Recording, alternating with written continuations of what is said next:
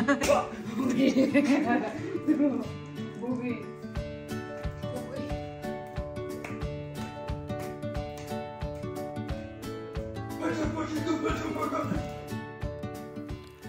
నమస్కారం. Welcome back to my channel Bhagyalakshmi నివాసం. కొంచెం ట్రాక్లోకి రావడానికి టైం పట్టింది. Welcome back. విజయవాడలో ఒక పెళ్ళి అటెండ్ చేయడానికి వెళ్ళాం కదా. వస్తూ రామేశ్వర దర్శనం కూడా చేసుకుని వచ్చాం అనమాట. మదర్ మీనాక్షి దేవి దర్శనం కూడా చేసుకుని వచ్చాం. ఆ తర్వాత మళ్ళీ రొటీన్కి రావడానికి కొంచెం టైం పట్టింది. ట్రావెల్ చేయటం అంటేనే అందులోనూ కొంచెం షార్ట్ పీరియడ్లో ఒక చోట నుంచి ఒక చోటుకి ట్రావెల్ చేస్తూ తర్వాత మళ్ళీ ఇంటికి వచ్చిన తర్వాత ఇంట్లో పరిస్థితి చూస్తూ తీసుకొచ్చిన లగేజ్ని అంతా అన్ప్యాక్ చేస్తూ అమ్మో అదంతా కొంచెం ప్రాసెస్ అవ్వడానికి కూడా టైం పడుతుందన్నమాట. బట్ అది ప్రాసెసింగ్ టైం ఉండేంత టైం కూడా ఉండదు. సో బ్యాక్ టు బ్యాక్ మళ్ళీ నార్మల్లోకి రావాలంటే కనుక మళ్ళీ లగేజ్ అన్ప్యాకింగు, వాషింగు, మళ్ళీ క్లోత్ అంతా మళ్ళీ ఎక్కడెక్కడన్నీ సర్దుకోవడం ఇట్లాంటివన్నీ చేసిన తర్వాత మళ్ళీ చాలా టైం పట్టిందనమాట నాకు.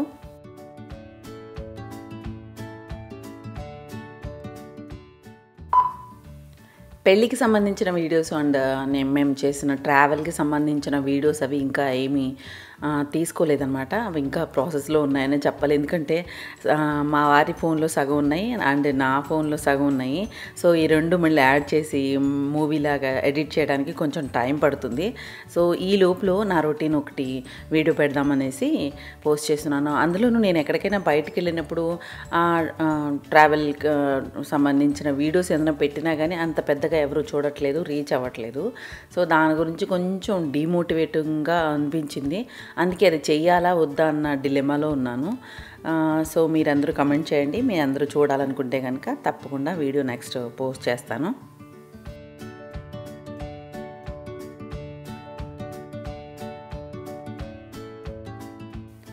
ఎక్కడికి వెళ్ళినా కానీ ఇంటిని మించిన స్వర్గం ఇంకొకటి ఉండదు. మళ్ళీ నేను వీడని నీడని నేనే అన్నట్టు ఇంట్లో పనులు కూడా మనల్ని వెతుక్కుంటూ మన దగ్గరికే ఉంటాయన్నమాట. సిరి చింటూ ఇంట్లోనే ఉన్నారు. అంటే నేను ఇద్దరమే వెళ్ళాం, మా ప్రసాద్ గారు నేను.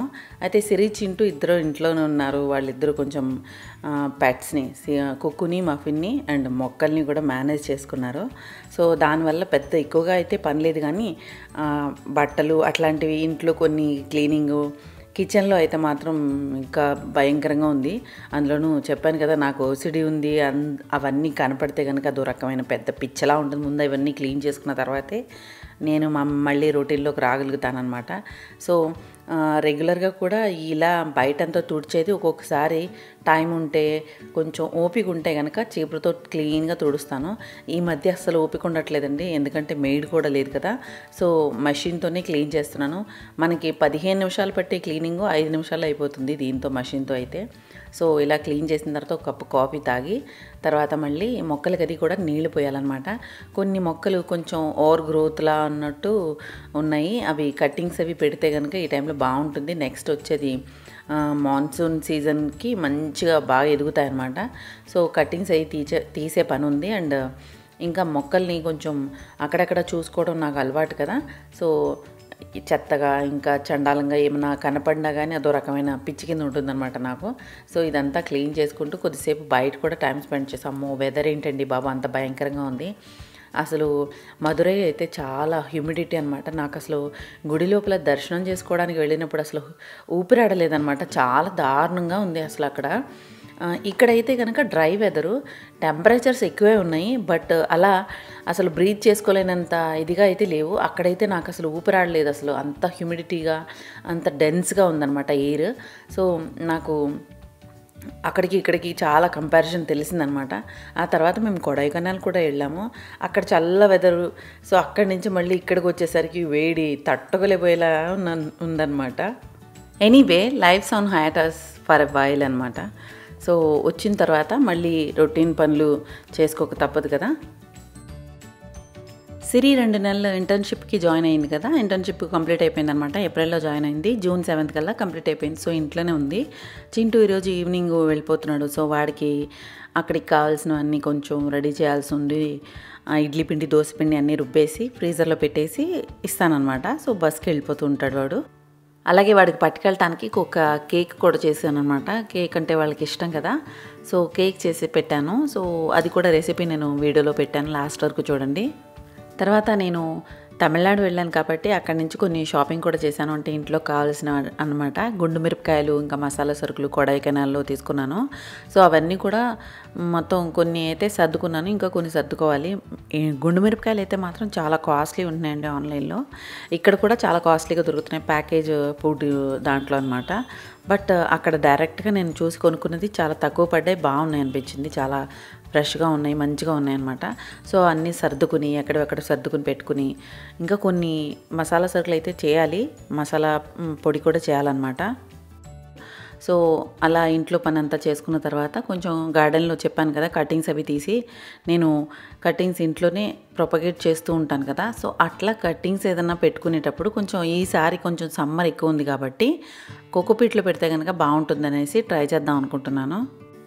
అయితే మరీ కోకోపీట్ ఒకటి అయితే కనుక పాడవుతాయేమో అని భయం వేస్తుంది. ఎందుకంటే నేను ఎప్పుడు కోకోపీట్లో ఎక్కువ అసిడిక్ లెవెల్ ఉంటుంది, దానివల్ల కొంచెం మొక్కలు రూట్స్ అయ్యి నీళ్లు పోయకపోయినా ఎక్కువ వాటర్ పోసేసినా పాడైపోయే ఛాన్స్ ఉంటుంది అని చెప్తాను కదా. సో దానివల్ల నాకు డౌట్ అనిపించింది. అందుకే ఒక ప్లాంటర్లో మొక్క అంటే నేను కటింగ్ పెట్టిందే పాడైపోయింది. సో అందులో మిక్స్ చేసిన సాయిల్ ఉందన్నమాట. సో దాన్ని కొంచెం కోకోపీట్లో మిక్స్ చేసి కొంచెం మట్టి మిక్స్ చేసింది ఉంటే కనుక బాగుంటుందని అనిపించింది.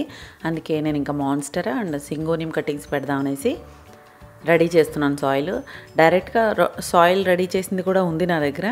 బట్ ఎక్కువ కోకోపీట్ మిక్స్ చేసిందంటే బాగుంటుందేమోనని, ఇప్పుడు వచ్చేది రైనీ సీజన్ కాబట్టి తొందరగా రూట్స్ వస్తాయి. తర్వాత కొన్ని రోజుల తర్వాత నేను మళ్ళీ దీన్ని రిపోర్ట్ చేసి మార్చుకుంటాను. తొందరగా రూట్స్ అయితే మాత్రం ఇలా కోకోపీట్లో అయితే గమ్మున వస్తుందన్నమాట. సో ఆల్రెడీ వాష్ చేసి బాగా డ్రైన్ చేసిన కోకోపీట్ పొడిగా ఉందన్నమాట. ఇదే కోకోపీట్లో నేను ప్లాంటర్ ఒకటి మొక్క పాడైపోయిన కటింగ్ పాడైపోయిందనమాట. అదే ప్లాంటర్లో మట్టి మిక్స్ చేసి ఇలా మాన్స్టారా అండ్ సింగోనియం పెడుతున్నాను. సింగోనియం అయితే ఎప్పుడు కటింగ్స్ పెడుతూనే ఉంటాను నేను. గుబురుగా ఎదిగిపోయిన తర్వాత దాంట్లోంచి కటింగ్స్ తీస్తూ ఉంటే కనుక ఒక మొక్క నుంచి ఎన్నైనా చేసుకోవచ్చు. కాకపోతే ఏంటంటే కొంతమందికి ఎక్కువ బాగా బౌన్సీగా ఘనాగా ఉండడం ఇష్టం ఉంటుంది. బట్ నాకు అలా ఇదేంటంటే నేను తీసుకొచ్చిన కటింగ్ ఏంటంటే కొంచెం అది క్రీపర్లా ఎదిగే రకం అనమాట. కొమ్మలు ఇలా వేళ్లాడిపోయినట్టు సైడ్ కటు ఇటు వచ్చేస్తూ ఉంటాయి. సో అలా ఉండే కన్నా కటింగ్స్ పెట్టుకుంటే కనుక ఇంకా ఎక్కువ తొందరగా బాగా ఎదుగుతుంది అండ్ ప్రొపగేషన్ కూడా తొందరగా మనకి బాగుంటుంది అని అనిపించింది. సో అందుకని నేను ఇలా మాన్స్టర్ ఒకటి అండ్ సింగోనియం ఒకటి కటింగ్ పెడుతున్నాను. సో కటింగ్ కూడా నేను మెయింటైన్ ఎలా చేయాలని అన్నది నెక్స్ట్ వీడియో ఒకటి పెడదాం అనుకుంటున్నాను. మీ అందరూ చూడాలనుకుంటే కనుక నాకు వెంటనే కామెంట్ చేయండి. అండ్ 4 కటింగ్స్ తీసుకొచ్చాను కదా సింగోనియం. అయితే 4 కుండీల్లో ఒక్కొక్కటి వేస్తే కనుక అది బాగా ఎక్కువగా లేదు కదా, ఒక్కొక్క కొమ్మ ఉన్నట్టుండి బాగలేదు, దగ్గరగా లేదు కదా అనేసి మళ్ళీ నేను 2 కుండీల్లోకే ఇది ప్లాంట్ చేసేసాను. మీరు రెగ్యులర్గా నా వీడియోస్ ఫాలో అవుతే కనుక మీరు చూస్తూ ఉండొచ్చు. చాలా మట్టికి నేను కటింగ్స్ పెట్టినవి చాలా ఎక్కువ ఉంటాయి. ఫైకస్ అయితే అసలు చెప్పలేను పెట్టుంటానేమో, సింగోనియం కూడా అంతే. చాలా కటింగ్స్తోనే ఎక్కువ గార్డెన్ని డెవలప్ చేయడం నాకు చాలా ఎక్కువ ఇష్టం అనమాట. సో సక్యులెంట్స్ అనగా లేకపోతే ఇట్లా ఈజీ గ్రోయింగ్గా ఎదిగే మాత్రం అన్నీ ఎక్కువ నేను కటింగ్స్ పెడుతూ ఎక్కువ ప్రొపగేషన్ చేస్తూ ఉంటానన్నమాట. ఇంకా చాలామంది చాలా రకాల క్వశ్చన్స్ అడిగారు నన్ను. అయితే ప్రస్తుతానికి నాకు అవన్నీ గుర్తు రావట్లేదు, కానీ జేడ్ ప్లాంట్ గురించి ఒకటి వీడియో చేయమని చెప్పి అడిగారు. అండ్ ఫైకస్ బోన్సాయ్ వెరైటీ గురించి కూడా అడిగారు అనమాట. బోన్సాయ్ అయితే నేను డైరెక్ట్గా చేసింది కాదండి, అది నేను అలా బోన్సాయ్ లాగా ఉన్నది మాత్రము కొనుక్కొని తీసుకొచ్చిన తర్వాత నేను దాన్ని మెయింటైన్ అయితే చేస్తున్నాను. ఏంటంటే దానికి ఒక పర్టికులర్ టైం వరకు గ్రోత్ ఎదిగిన తర్వాత మనం కట్ చేసుకుంటూ ఉండాలి. సో దానివల్ల ఏంటంటే బోన్సాయ్ మెయింటైన్ అవుతూ ఉంటుంది. సాయిల్ని కూడా మధ్య మధ్యలో గుడాయి అది చేసి దానికి కొంచెం పైన న్యూట్రిషన్ ఇస్తూ ఉండాలి.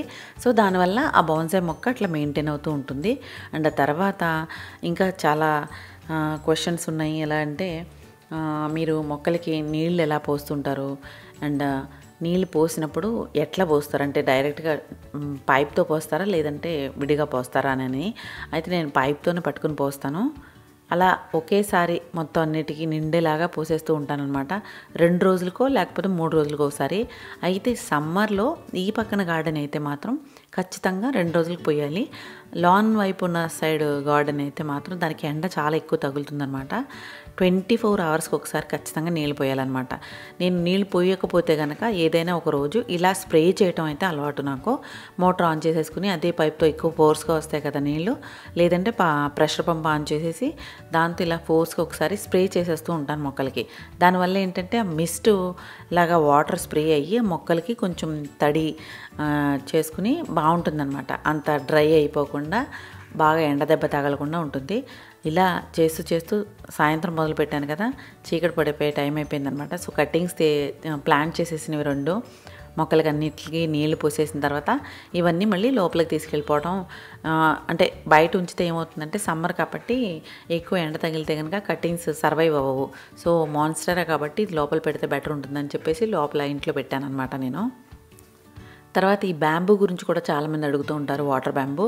అయితే వాటర్ బ్యాంబూ నేను పెట్టింది ఒకటి, కంటిన్యూ మనం నీళ్లు మారుస్తూ ఉండాలి అండ్ మధ్య మధ్యలో వాష్ చేస్తూ ఉండాలి, ఆకుల మీద మట్టి అది పడిపోకుండా. నేను ఎలా చేస్తానన్నది నేను చాలా వీడియోస్లో చూపించాను, చెప్పాను. బట్ ఈ మధ్య నేను పెట్టిన మొక్కలు కూడా పాడవుతున్నాయి అన్నమాట. ఊరి నుంచి వచ్చేసరికి ఈ ఒక స్టమ్ అయితే మాత్రం చాలా పాడైపోయింది.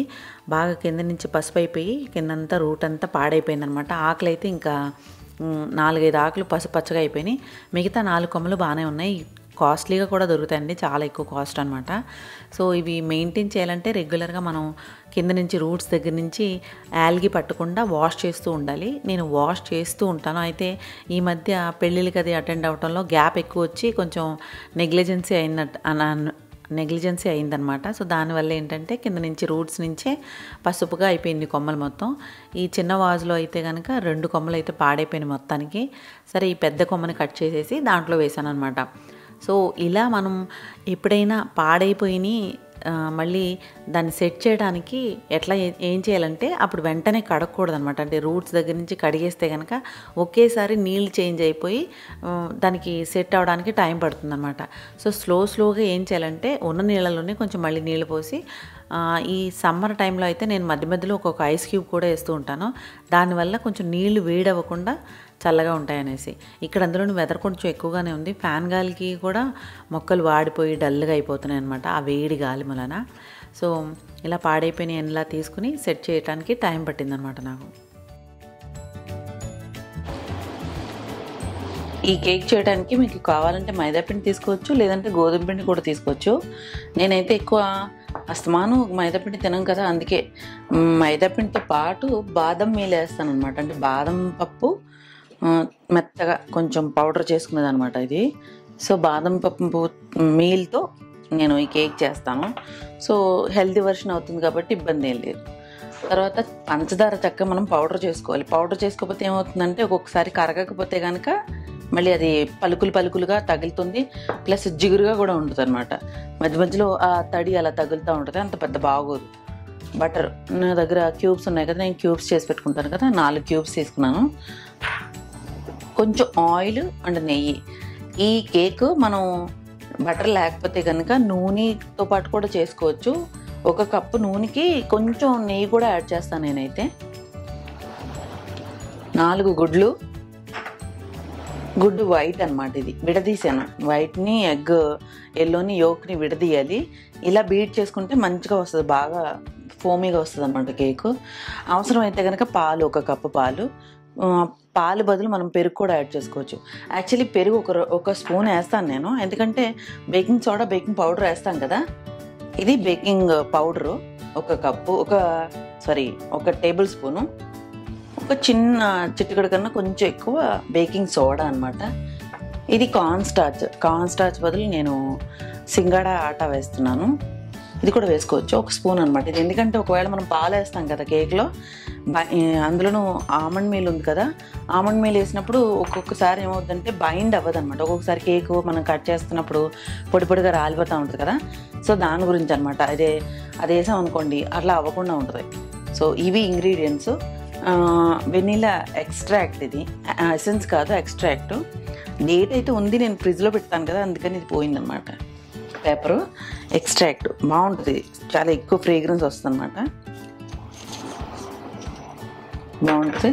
సో ఇవి ఇంగ్రీడియంట్స్. కేక్ రెడీ చేద్దాం ఇప్పుడు. ఇలాగే ఆమండ్ మీల్ తోటి మనం కుకీస్ కూడా చేసుకోవచ్చు అనమాట. కుకీస్ చేసుకున్నా కానీ చాలా మంచిగా హెల్తీ అనమాట. సో పిల్లలకి పెట్టినా కానీ గోధుమ పిండి మైదా పిండితో పాటు ఒకవేళ మీరు గోధుమ పిండితో అనుకుంటే 1 కప్పు గోధుమ పిండి ఉంటే కనుక ఒక పావు కప్పు ఆమండ్ మీల్ వేసుకుని దాంతోపాటు మీరు కుకీస్ చేసినా చాలా మంచిగా వస్తాయి. హెల్తీ వెర్షన్ అనమాట. సో నేను ఇట్లా ఎప్పుడు కూడా రెగ్యులర్గా కూడా ఎప్పుడు కేక్ చేసినా కానీ దాంట్లో కొంచెం ఆమండ్ మీల్ వేయటం అలవాటు అనమాట.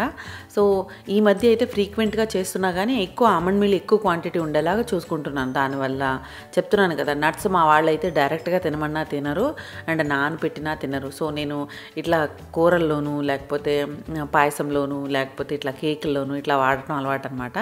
సో ఫస్ట్ ఎగ్ వైట్ ఉంది కదా, దాన్ని బీట్ చేసుకోవాలి, ఫోమీగా వచ్చేలాగా చేసుకోవాలన్నమాట. తీసుకుని పక్కన పెట్టుకున్న తర్వాత మిగతా ఏదైతే ఉందో ఆయిల్ నెయ్యి కలిపింది అండ్ బటరు ఒకసారి బీట్ చేసేసి తర్వాత ఒకటి ఇంగ్రీడియంట్స్ అన్నీ యాడ్ చేసుకోవాలి. ఆమండ్ మీల్, పంచదార, ఎగ్ యోక్, ఇంకా పాలు ఇవన్నీ మిక్స్ చేసుకున్న తర్వాత మళ్ళీ పిండి ఉంటుంది కదా, మనం మైదా పిండి అంటున్నాము, మైదా పిండి తీసుకున్నా సరే పర్వాలేదు, గోధుమ పిండి తీసుకున్నా పర్వాలేదు. దాంట్లోనే corn starch, baking soda, baking powder ఈ 3 కూడా సీవ్ చేసేసి పక్కన పెట్టేసుకుని ఉంచుకుంటే కనుక అది ఏమవుద్దంటే సరిగ్గా మీకు ఫామ్ అవుతుంది అనమాట. మొత్తం పిండి అన్నిట్లోనూ కలుస్తుంది. సో తర్వాత మీరు దీన్ని తీసుకెళ్ళి దాంట్లోకి షిఫ్ట్ చేసినా కానీ అది యాక్టివ్ అయ్యేలాగా ఉంటుందన్నమాట. ఒకే చోట పడిపోతే ముద్దలాగా అది యాక్టివ్ అవ్వదు. సో దాని గురించి ఒకసారి మనం చల్లించి పెట్టుకోవాలన్నమాట. జల్లించి పెట్టుకున్న పిండి అంతా కూడా ఇందులో వేసేసి మళ్ళీ ఒకసారి చేతితో కలుపుతున్నాను నేను. మిషన్లో వేస్తే కనుక పొడి అంతా మొత్తం అదంతా కింద పడిపోతుంది కదా, ఆల్రెడీ పంచదార పొడి వేసినప్పుడు కిందంతా పడిపోయిందనమాట. సో ఒకసారి చేతితో కలిపిన తర్వాత నేను పాలు తీసుకున్నాను కదా, 1/2 కప్పు పాలు, 1 స్పూను పెరుగు కూడా వేసుకోవచ్చు.